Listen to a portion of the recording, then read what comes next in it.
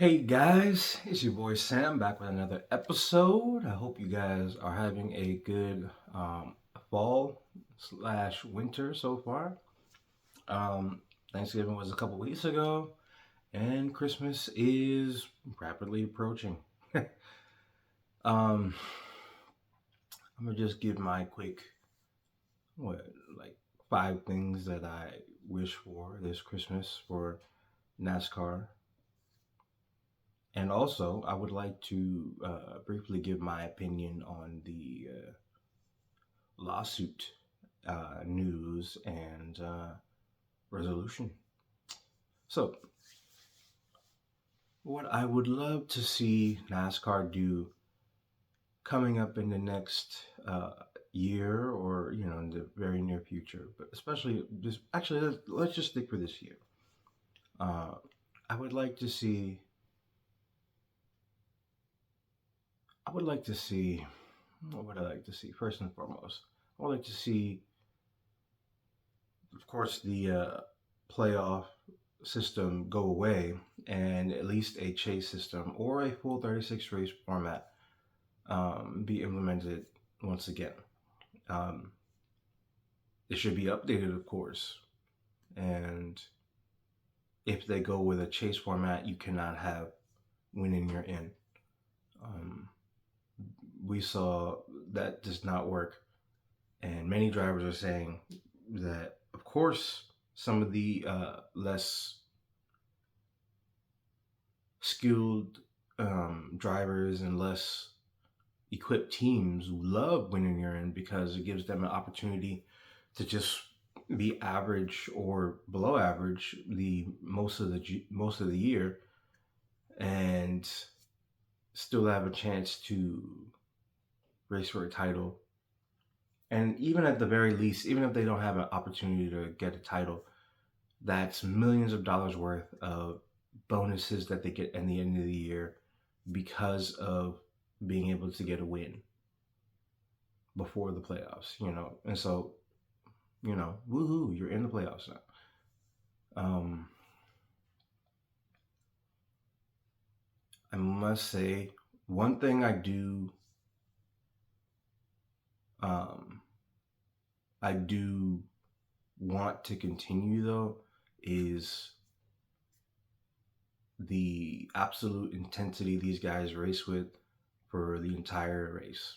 I feel like even though I don't like stage racing and I don't like playoffs, it forces guys to you can't go out there and just try to ride around. So I think that, but don't get me wrong, that's just one good thing, and the many bad things that come along with it. You have race manipulation. You have intentionally wrecking people. You have doing things that are unsafe, like the hail melon. Um, you have when you're in. You have people winning and not being champion. You have people who should mathematically have no chance of winning the championship. There's so many downsides to having a system like this implemented. So it has to go, and it has to go forever. All right, number two, and these are all things that I've talked about before, so it's nothing new. Um, Stage cautions. I do think stage racing is a good idea. However, stage cautions need to go. They need to go and stay gone. If for no other reason than they break up the momentum of a race. You get so you're like, oh, this is really turning into a great race, and then it gets down to the end of the stage, and you're like, well, everything up to this point didn't matter anymore. You know what I'm saying? Like, everything gets a artificial reset. Like, I don't understand why we even stuck with this for so long. Like, reward the points. Like, we had it right in 2023. Reward the points, keep running. It's really that simple. And the people who think otherwise, they're wrong. And there is place for nuance and opinion, but on this issue, you're wrong. Just say you like restarts. Just say you love Demolition Derby. Just say you love crashing. Because that's all we get. Just restarts and crashes, which lead to more restarts and crashes. Like, literally, Larry Mack says, cautions breed cautions. And he's right. Okay, so basically, stage cautions need to go away, and they take forever. You guys know how long? Like 15-minute cautions just to end the stage? And then people are complaining why races are feeling so long. I could tell you one reason. Number 3, cautions in general. Things that do not need to be called, even if they are supposed to be a caution, should not be called. You know, like, we need to go back to last lap. If the leaders are not going back around, and most of the traffic behind is, not in the fight for the race, do not throw a caution. Like, so many times now, we have a race, like just the last 2 Daytona 500s, like I can think of, of course William Byron was going to win this Daytona 500 anyways. But if anything should have been called a caution, that one should have been. The one the year before, in 2024, there's no way that should have been called a caution. There's no way. Especially knowing that no cars would have been there by the time they got back around to take the actual checker. There's no excuse for that. NASCAR needs to be, thoroughly investigated for race manipulation. And, they can't be the ones to do it. I'm so sick and tired of coming down to the end of a race, and it's literally influenced legacies. Just like how this format has impacted legacies, NASCAR throwing the cautions or not throwing cautions whenever they want has impacted legacies. Ask Carl Edwards. Ask Jeff Gordon. Ask Denny Hamlin. And that's just the tip of the iceberg.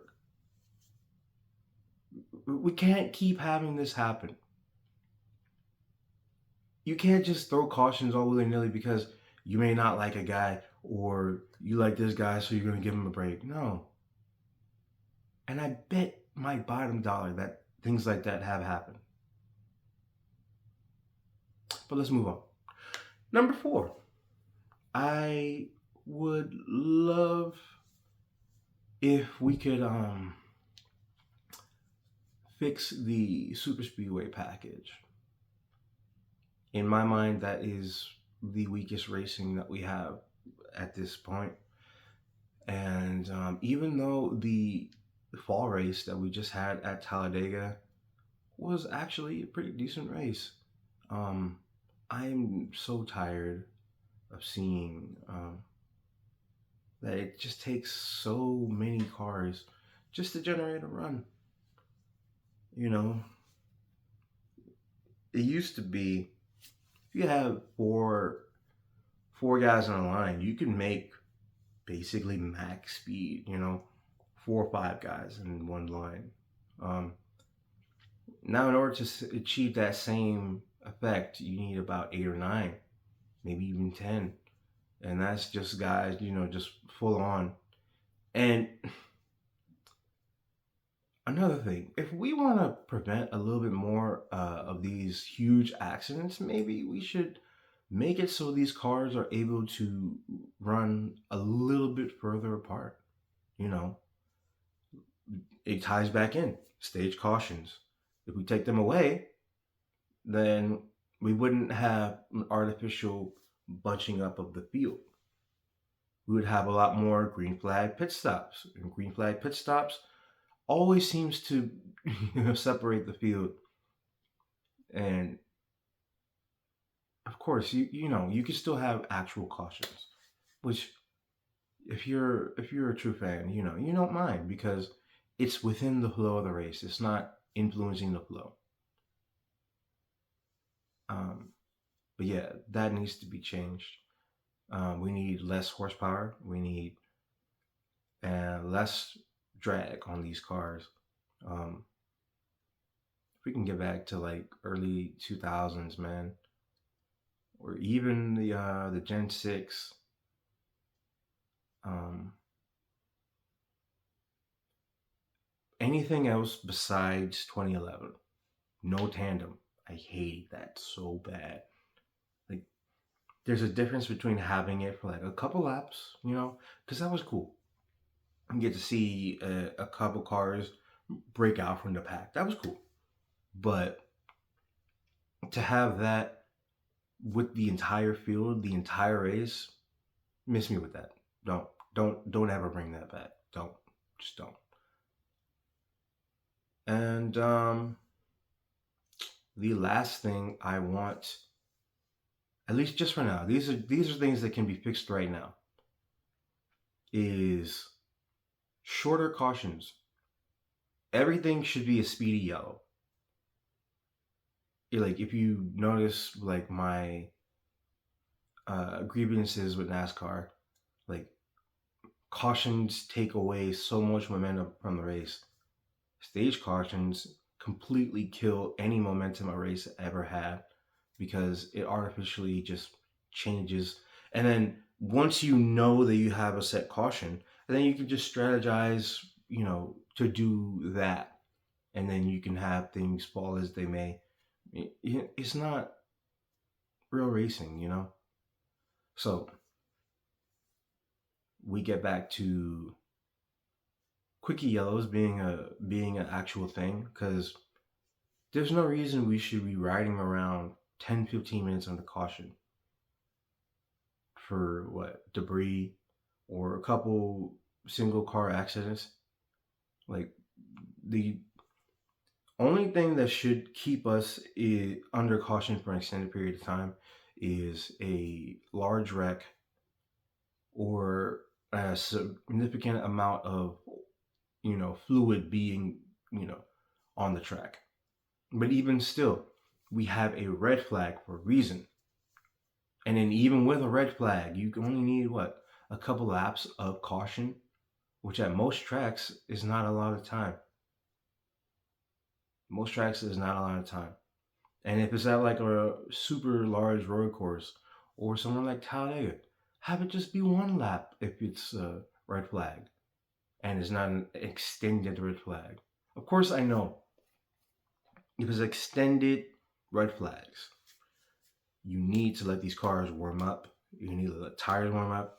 That's safety issue. That is a, you know, protecting the competitors. I understand that. But if we're talking about, we have fans complaining that these races are so long.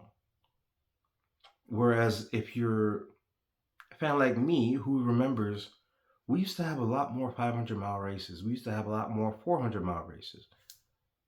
A lot of these races are being shortened because people who do not have the attention span to watch a full race and to stay engaged for a full race, that's the kind of people that NASCAR has been trying to chase after for the last few years, and it's not working. We need back full length races. We need that back. So a good way to keep run times low is to have quicker cautions if we have cautions. Implement that red flag. Use speedy cautions. Do what you gotta do. There's no reason that we should be riding around. And then it kills so many laps. We're riding so many laps under caution that it literally influences the strategy of the race. And we know sometimes NASCAR just does it just so they can figure out what they want to do with a race, or which even still, that's manipulation. I'm tired of it. I really like. I love this sport. I will always love this sport, but sometimes it just breaks my heart how mismanaged it is in many facets. So that's 5 things that I wish for in this upcoming NASCAR season and moving forward. But these are things that can be fixed right now. There are many other things that will take, a lot more time, and I can probably revisit something like that in the not too distant future. But for right now, that's what I would love. And now, quickly moving on to the lawsuit news. If you guys have been following on, the NASCourt lawsuit has been settled. The trial officially started on December 1st, and I believe it was settled on the 11th. I wish I was actually just, I need to get a lot better, covering things day to day. And I don't need to do such full length, videos to get in depth with that sometimes. But um, so just basically day one, the judge was already tired with NASCAR and their shenanigans. It's like, but they were also upset with 2311 and Front Row Motorsports because um, sometimes you're like, you don't like somebody so much, you love a certain thing so much, but you hate who is involved, and so you end up being petty yourself, and that's what Denny Hamlin and Michael Jordan have been throughout this entire process. Um, but they've also been extremely professional. Um, we're not hearing much about Front Row, but we know that they're just as involved, but they don't have the big names associated with them, so they're not going to get as much press. But when we say the 2311 lawsuit, we all know that it's also Front Row Motorsports, and they're just as involved. And we've had Rick Hendrick testify, we've had Joe Gibbs testify, we had Richard Childress testify, and these are 3 of the longest tenured, owners in the sport. These are guys that have had major success in this sport, multiple championships, multiple Hall of Fame drivers, and man, just huge legacies in this sport. And their testimonies help to sway the proceedings in the way of the teams. The teams are saying they're not making money. NASCAR was claiming, because it's been resolved. NASCAR is claiming that the teams are not making money because they are spending every last dime they can to get a competitive advantage, which I understand that to be true. But at the same time, if you are reporting record sales, if you're reporting record, profit as a company, but the people actually putting on the show for you are all, if not most of them, reporting we're not making any money. We have to have our sponsors foot the bill and just keep us above water. Or they have to have other side businesses that go into that feed into the racing, that they use the funds that they get from that to go into the racing. Or they have to have you know rich donors. People are already complaining that it takes so much money to get into this sport. We all want drivers who actually have the talent to be there, regardless of if they're able to acquire the funds for it anyway. We want the teams to already have the money so they can just go out and hire the best guys. And anyone who is in favor of NASCAR in this whole lawsuit thing, um, we see you. We see you, and we see how you are. Um, we also see that you are not in favor of the sport healing and growing in the right way. Your competitors need to be stable. Your competitors don't need to be wondering if the sport is taking care of them, you know. And I'm not saying, these guys are broke. No, they're not. These teams, they need to be able to have the money available to them so they could get the best drivers, they can get the best equipment, and, you know, so everyone in the sport is profitable. There's no reason that NASCAR's corporation is making billions of dollars a year when their teams are hemorrhaging. There's no point. There's no reason that should ever be a reality. And unfortunately, that's the same reality of the country. Um, which is why I say sports is a good reflection of either what the world should be, or it could show you what you are as a society. And unfortunately, the way NASCAR is being run right now, it looks a lot like how the country is. Anyways, let's not stay there. So we did all this just to settle in court.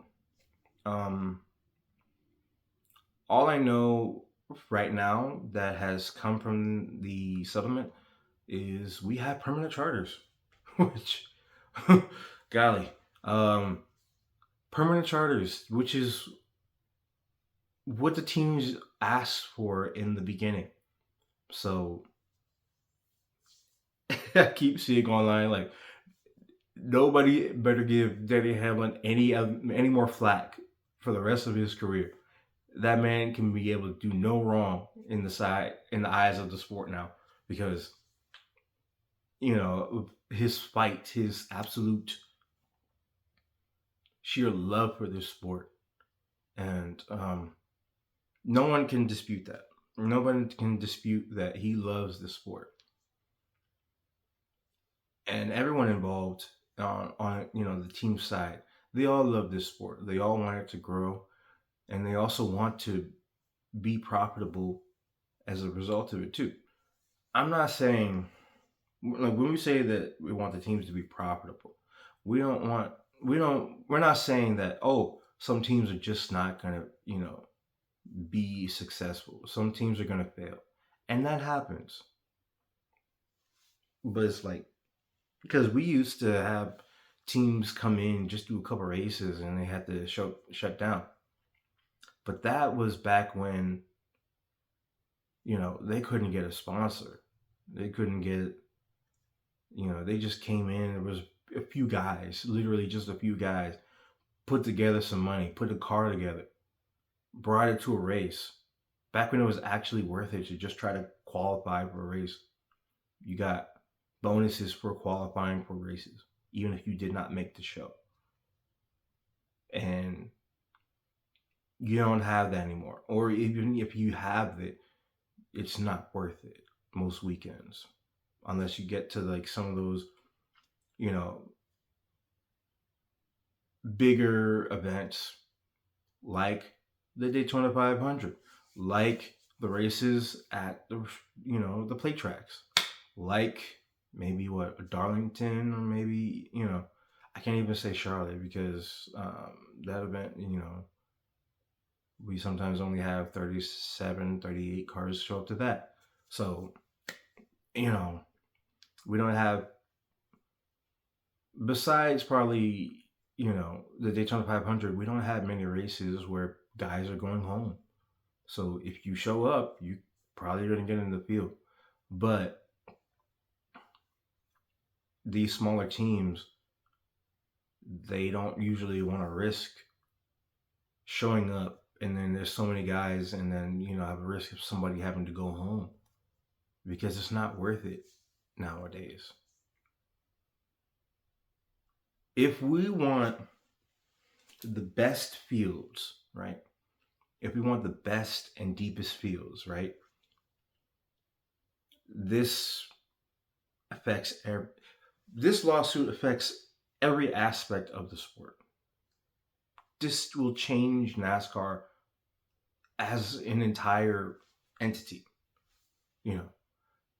because if you have enough money to pay to pay teams just to show up, just to try to make the race on any given weekend, more teams will show up. And if you have more teams showing up, that would make qualifying more important again. Not just for those guys trying to get to the pole. Not just for those guys, trying to determine their starting spots, but even for guys just trying to make it into the race. That's why people say they miss qualifying how it used to be, because it used to be an event. People used to fill the grandstands just for qualifying.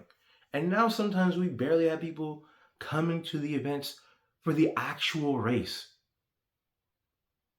There is no way that NASCAR should be suffering in popularity. This sport is way too cool. It is way too entertaining, and it's way too good to be suffering. And then on top of that, then you have people show up for practice. For practice, guys. You get people showing up for practice. They come to see, the cars who is actually fast. Who's actually fast this weekend. And then you get to the race, and then, maybe there are a few cars who are not fully able to keep up with the pack.